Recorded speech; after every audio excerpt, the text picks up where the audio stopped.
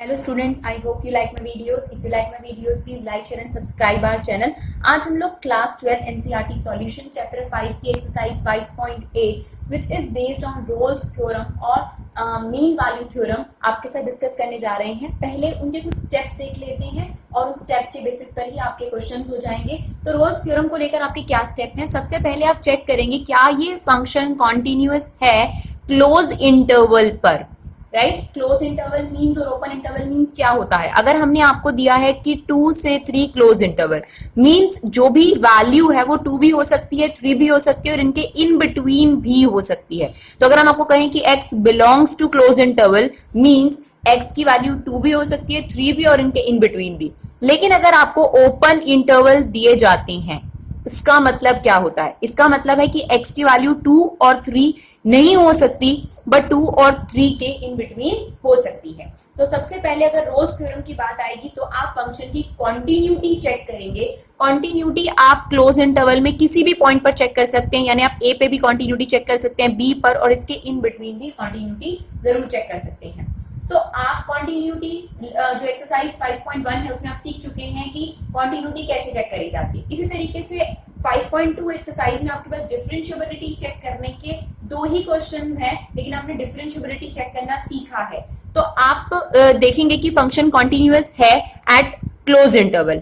Then अगर ये वाली बात आपकी क्लियर हो जाती है तो आप स्टेप 2 पर आएंगे. Function is differentiable at open interval. अगर कॉन्टिन्यूअस भी है फंक्शन, आपके पास डिफरेंशिएबल भी है, तो आप थर्ड स्टेप चेक करेंगे क्या फंक्शन एट ए पर और बी पर इक्वल है या नहीं है. यानी जो भी आपके पास फंक्शन गिवन है, अगर आपने उसमें 2 रखा तो जो आंसर आया और 3 रखा तो जो आंसर आया वो इक्वल है या नहीं. अगर आपका इनमें से एक भी कंडीशन सेटिस्फाइड नहीं होता तो रोल्स थ्योरम सेटिस्फाइड नहीं होगी. तो तीनों कंडीशंस का सेटिस्फाइड होना जरूरी है रोल्स थ्योरम के सेटिस्फाइड होने के लिए.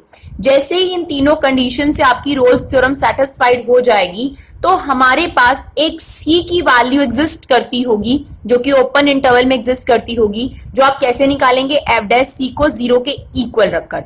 अगर वो सी ए और बी के बीच में बिलोंग करता है तो आपके पास रोल्स थ्योरम वेरीफाई हो जाएगी. तो क्या स्टेप्स हैं आपके पास? स्टेप 1 आप चेक करेंगे कि फंक्शन कॉन्टिन्यूअस है क्लोज इंटरवल पर. देन फंक्शन आपके पास डिफरेंशिएबल है at open interval. Then F of A equal to F of B.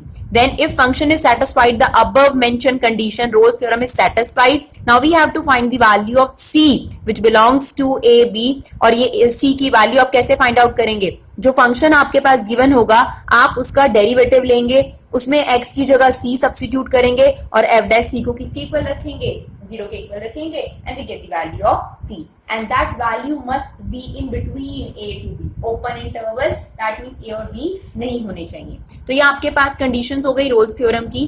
Now mean value theorem के लिए आपके पास सिमिलर सी ही कंडीशन है. स्टेप 1 स्टेप 2 बिल्कुल एक जैसा है रोल्स और मीन वैल्यू थ्योरम का. तो step 1 we check whether that function is continuous at close interval. Then अगर आपका ये स्टेप वेरीफाई हो जाए तो आप स्टेप 2 की तरफ चलेंगे.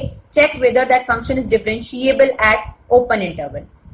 If these two conditions are satisfied, that means mean value theorem is satisfied. तो step 3 में हम लोग c की value find out करेंगे. If the function satisfied the above mentioned condition, LMV theorem is satisfied. Now अब आपको verify करने के लिए एक c की value निकालनी है. ध्यान रखिएगा पहले हम satisfied कर रहे हैं, then जो c की वैल्यू है वो उसकी वेरिफिकेशन कर देती है कि रोल्स थ्योरम या फिर मीन वैल्यू थ्योरम आपके पास सेटिस्फाइड हो गई. Now we have to find the value of c which is belongs to a and b, और वो आपके पास रोल्स थ्योरम में f dash c equal to 0 करके आता है, जबकि मीन वैल्यू थ्योरम में f dash c equal to f of b आप फाइंड आउट करेंगे और माइनस f ऑफ a. यहाँ पर क्लियर हो गया कि लैंग्वेजेस मीन वैल्यू थ्योरम में या मीन वैल्यू थ्योरम में f of a f of b के इक्वल नहीं होता होगा, तभी यहाँ पर इस तरीके से कहा गया है.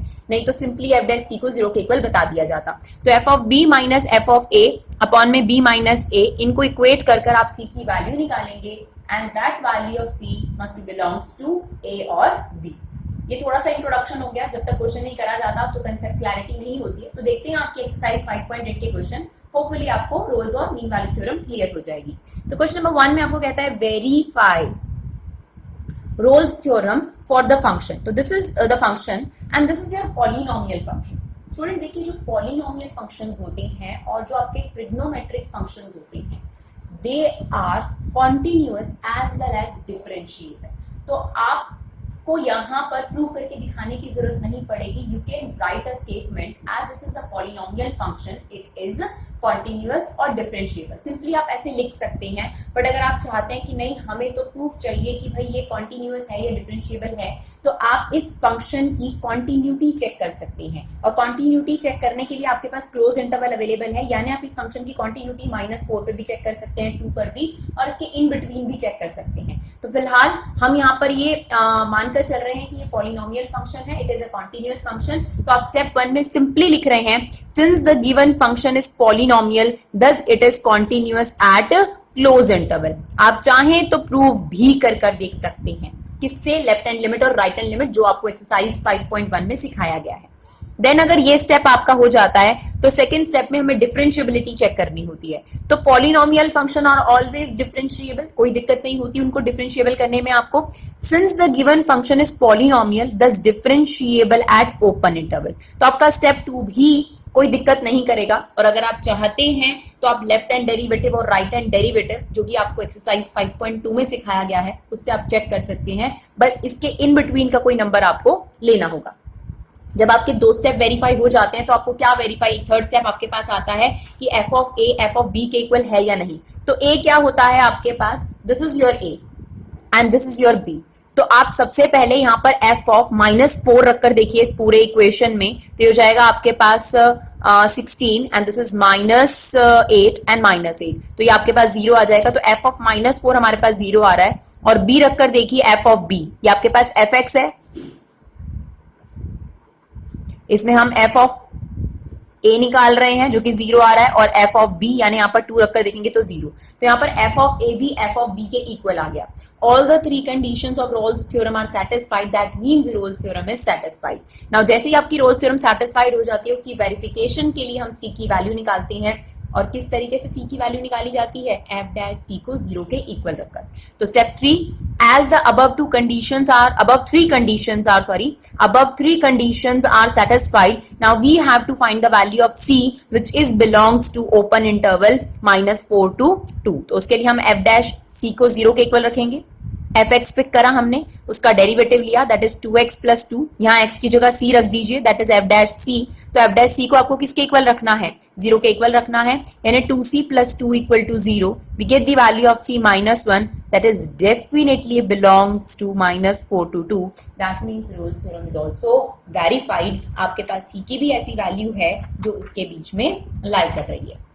Now question number 2, examine if the Rolle's theorem is applicable to any of the following। तो हमें सबसे पहले ये चेक करना है कि हाँ Rolle's theorem applicable हो रही है या नहीं हो रही है। फर्स्ट क्वेश्चन में तो क्लियरली लिखा था वेरीफाई, इसका मतलब सेटिस्फेक्शन तो था ही वहां पर। तो अब देखिए ग्रेटेस्ट इंटीजर फंक्शन, हम लोगों ने पढ़ा है कि ग्रेटेस्ट इंटीजर फंक्शन जो है वो कॉन्टिन्यूअस नहीं होता, राइट। तो हम पहले ही स्टेप को आपको वेरीफाई करके दिखाएंगे, क्योंकि पहले ही स्टेप पर आपका काम खत्म हो जाएगा। क्योंकि अगर ये फंक्शन कॉन्टिन्यूअस नहीं है तो सेकेंड स्टेप पर जाने की जरूरत नहीं है आपको। लेकिन हमने आपको कॉन्टिन्यूटी भी चेक करके दिखाई है, डिफरेंशिएबिलिटी भी चेक करके दिखाई है, और f of a f of B के इक्वल भी चेक करके दिखाया है, ताकि आप ये पूरे तरीके से कंफर्म कर लें कि यहाँ पर रोल्स थ्योरम सेटिस्फाइड नहीं हो रही। वैसे तो आपकी फर्स्ट कंडीशन भी अगर सेटिस्फाइड नहीं होती तो रोल्स थ्योरम सेटिस्फाइड नहीं होती। तो किस तरीके से कॉन्टिन्यूटी चेक करी जाती है, क्योंकि ये डिसकॉन्टिन्यूअस है फंक्शन, इसलिए हम आपको इसको प्रॉपर तरीके से प्रूव करके दिखा रहे हैं। जो पॉलिनोमियल फंक्शन था उसे हमने नॉर्मली लिख दिया। तो देखिए ग्रेटेस्ट इंटीजर फंक्शन, स्टेप 1 में हम उसकी चेक कर रहे हैं कॉन्टिन्यूटी। तो कॉन्टिन्यूटी क्लोज इंटरवल पे चेक करी जा सकती है, यानी 5 पर, 9 पर और इन बिटवीन। तो वी टेक कि हम इसकी कॉन्टिन्यूटी 5 पर चेक कर रहे हैं। तो चेक करें कॉन्टिन्यूटी। तो left hand limit x approaches 5 का लेफ्ट, फंक्शन लेफ्ट और राइट के लिए आपके पास यही है ना। x की जो वैल्यू है वो 5 के लेफ्ट में है, यानी 5 में कुछ तो माइनस करना है आपने, लेकिन बहुत स्मॉल माइनस करना है, and that small value is h, where h is very near to 0।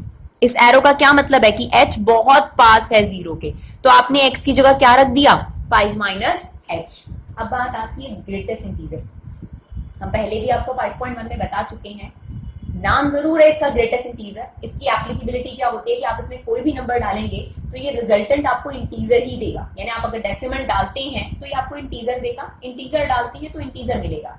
यानी अगर आपने 5 डाला आपको 5 मिलेगा, लेकिन अगर आपने 5.99 डाला तो वो 5 और 6 के बीच में होगा, तो ये आपको 5 रिजल्टेंट देगा। नाम जरूर ग्रेटेस्ट इंटीजर है लेकिन ये आपको लोएस्ट वैल्यू देगा। सिमिलरली जैसे ही हमने 5 में से कोई बहुत स्मॉल वैल्यू माइनस करी, लेट इट बी 4.99 बन गया ये। अब ये 4 और 5 के बीच में है ये वैल्यू, ये आपको क्या देगा, ये इंटीजर आपको क्या देगा, 4 देगा। अगर ये 4.99 भी बना होगा तो भी 4 और 5 के बीच में होगा, तो भी इसने आपको वैल्यू क्या दी होगी, 4। तो 5 माइनस एच को ग्रेटेस्ट इंटीजर ने जब वैल्यू निकाल कर दिया होगा तो क्या दिया होगा आपको, 4। तो लेफ्ट हैंड लिमिट का आंसर आ गया आपके पास 4। नाउ चेक करते हैं राइट हैंड लिमिट क्या होगी। लिमिट x अप्रोचेस 5 का right, this is a symbol of right. Function आपके पास यही है। अब जो x की वैल्यू आपने रखनी है वो 5 प्लस करके रखनी है, और जो आपने प्लस करना है वो बहुत बड़ी वैल्यू नहीं होनी चाहिए, बहुत small, and that h is very near to 0, यानी जो ऐड किया जाएगा वो 0 पॉइंट समथिंग होगा, क्योंकि h किससे बिलोंग कर रहा है, 0 से। तो अब आपने 5 में कुछ प्लस कर दिया तो ये वैल्यू 6 नहीं बन गई होगी, बहुत स्मॉल वैल्यू आपने प्लस करी है, may be it is 5.001, may be it is 5.001। अब ये किसके नियरेस्ट है, 5 और 6 के इन बिटवीन है, ये वैल्यू 5 और 6 के इन बिटवीन है। तो आपको ग्रेटेस्ट इंटीजर क्या वैल्यू देगा, 5, जो लोएस्ट वैल्यू आपके पास होती है। तो देखिए left hand limit right hand limit के इक्वल नहीं है, that means that greatest integer function is not continuous at close interval. तो रोल्स थ्योरम तो आगे चलनी ही नहीं बनती, क्योंकि आपका स्टेप 1 ही जो है वो सेटिस्फाइड नहीं हुआ। बट फिर भी हमने आपको डिफरेंशिएबिलिटी के ज्यादा क्वेश्चंस नहीं थे, आपकी सिर्फ 5.2 में 2 ही क्वेश्चंस है, इसलिए हम लोगों ने आपको इसकी डिफरेंशिएबिलिटी भी कर दिखाई है। देखिए हम स्टेप 2 भी चेक कर रहे हैं कि डिफरेंशिएबिलिटी भी चेक करते हैं। तो डिफरेंशिएबिलिटी चेक करने का फॉर्मूला आपको लेफ्ट हैंड डेरिवेटिव और राइट हैंड डेरिवेटिव लेना पड़ेगा। तो क्या फॉर्मूला है आपके पास, जब हम लेफ्ट हैंड डेरिवेटिव चेक कर रहे हैं तो लिमिट h अप्रोचेस 0 का लेफ्ट, यहां पर हमें इन बिटवीन लेना होता है, तो हमने 5 और 9 के बीच में 6 चूज करा है, जिस पर हम डिफरेंशिएबिलिटी चेक कर रहे हैं। तो लिमिट h अप्रोचेस 0 का left f of a plus h minus f of a h, where a is 6। तो अब देखिए a की जगह हमने 6 रख दिया, जब राइट हैंड लिमिट होगा तो यहां सिर्फ प्लस आ जाता है, फॉर्मूला एकदम सेम है। अब देखिए आपके पास फंक्शन क्या गिवन है, फंक्शन है ग्रेटेस्ट इंटीजर। अगर हमें चाहिए 6 plus h, f of 6 plus h, यानी x की जगह आप क्या रख देंगे, 6 प्लस h। तो देखिए हमने यहाँ 6 प्लस h रख दिया। अगर हमें f ऑफ 6 चाहिए तो यहाँ x की जगह क्या रख देंगे आप, 6 रख देंगे। तो अब देखिए ग्रेटेस्ट इंटीजर जो है इसका आंसर तो 6 ही देगा, लेकिन 6 प्लस h, ध्यान से देखिएगा, h 0 के लेफ्ट में है, 0 के लेफ्ट में, 0 का लेफ्ट मतलब नेगेटिव नंबर, राइट। यानी यहाँ जो h होगा वो 6 को कुछ ऐड करके नहीं लेके जाएगा, 6 को छोटा कर देगा। Is it okay? यानी ये बना देगा उसे 5.99 मे बी। तो it is a value which is in between 5 और 6। तो ग्रेटेस्ट इंटीजर क्या वैल्यू लेगा, सिर्फ 5। Now 5 minus 6 is -1 upon h। h किससे अप्रोच कर रहा है, 0 से, तो आपको यहाँ 0 रखना पड़ेगा क्योंकि h एलिमिनेट नहीं हो रहा, and -1 upon 0 is not defined. तो आपकी लेफ्ट हैंड डेरिवेटिव तो आ गई not defined. Right hand derivative देखिए, limit h approaches right hand derivative f of a plus h minus f of a upon h। Similarly आपने यही function रखा। अब बस फर्क इतना होगा कि जो h है वो 0 में राइट पर है, यानी 0 के प्लस में है, तो यहां पर कुछ प्लस कर दिया जाएगा 6 में, तो मे बी इट बिकम 0.661। तो ये किसके बीच में होगा, 6 और 7 के बीच में होगा, लेकिन ये कौन सी वैल्यू लेगा, लोएस्ट वैल्यू। तो यहां पर आपके पास 6 आ गया, 6 माइनस 6 इज 0। जब आपके पास न्यूमिनेटर दिख रहा है तो पहले आप h को नहीं देखेंगे, पहले ही आपका आंसर क्या हो चुका है, 0। Now left hand derivative is not equal to right hand derivative, that means function is not differentiable also। तो continuous भी हमने आपको दिखाया कि that function is not continuous, also that function is not differentiable। even third step भी हम आपको दिखा रहे हैं कि जो function है अगर आप उसमें f of 5 रखेंगे तो वो 5 देगा, क्योंकि greatest integer function है, 5 रखेंगे तो 5 दे देगा, 9 रखेगा तो 9 दे देगा। तो f of 5 is not equal to f of 9। any of the Rolle's theorem condition is not satisfied, that means Rolle's theorem is not applicable in greatest integer function।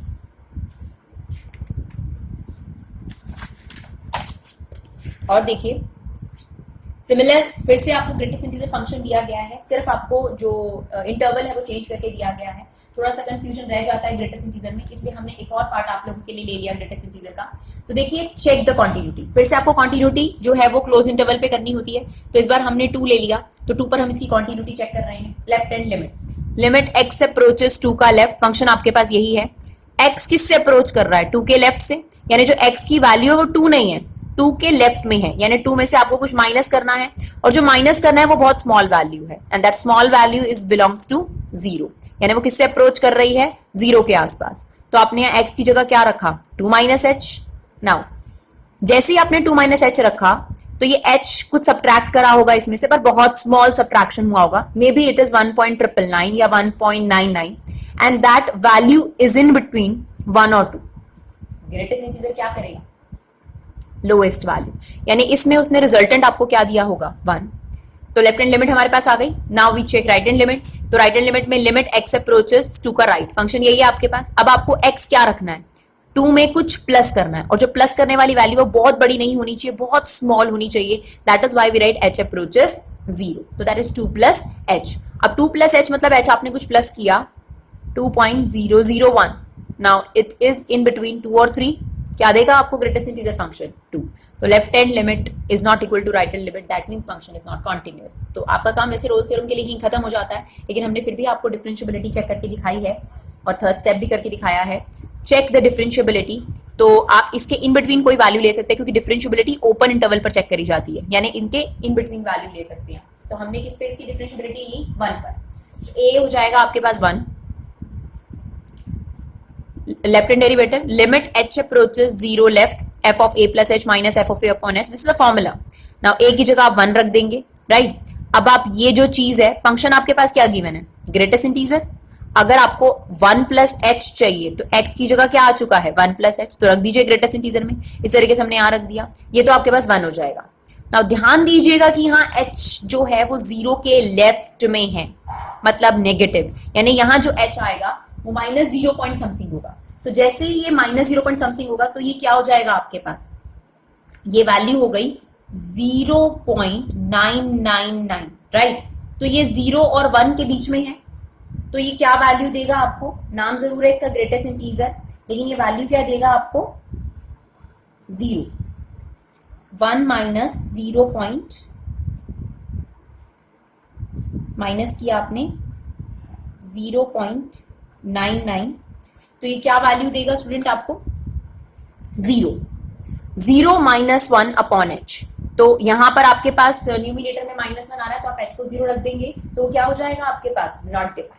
पहले कोशिश करेंगे न्यूमिनेटर अगर 0 बनता है, नॉट डिफाइंड को हम try करते हैं लिमिट में ना बने, लेकिन आप सब कुछ जब अप्लाई कर चुके हैं, कुछ बचा ना हो, तो फिर हम h को 0 रख देते हैं। तो ये आपके पास लेफ्ट हैंड जो डेरिवेटिव है वो आके आपके not defined.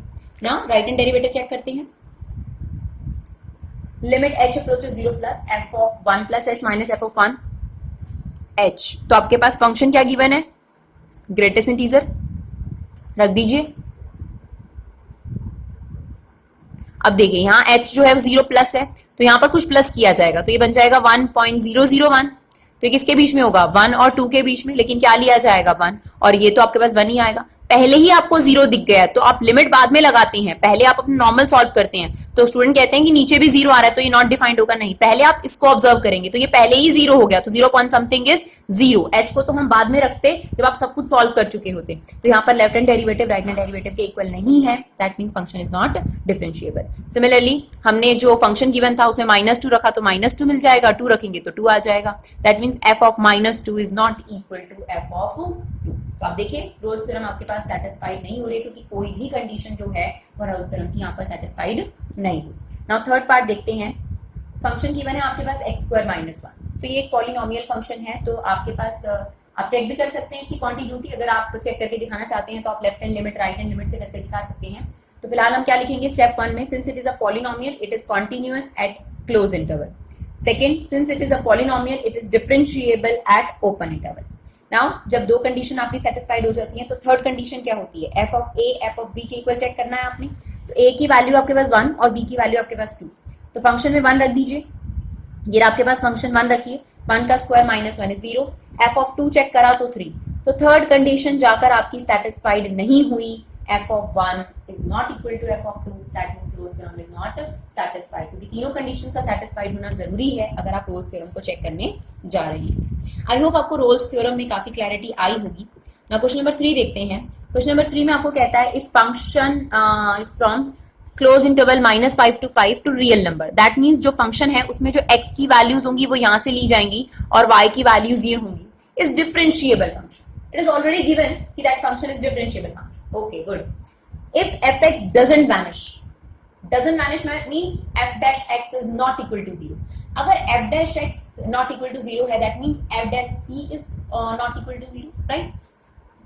Anywhere prove that f dash -5 not equal to f of 5. तो आपको पता है कि रोल्स थ्योरम में f dash c 0 के इक्वल होता है और वहां f of a f of b के इक्वल होता है, जबकि मीन वैल्यू थ्योरम में आपके पास f dash c 0 के इक्वल नहीं होता, इसीलिए f of a f of b equal नहीं होते।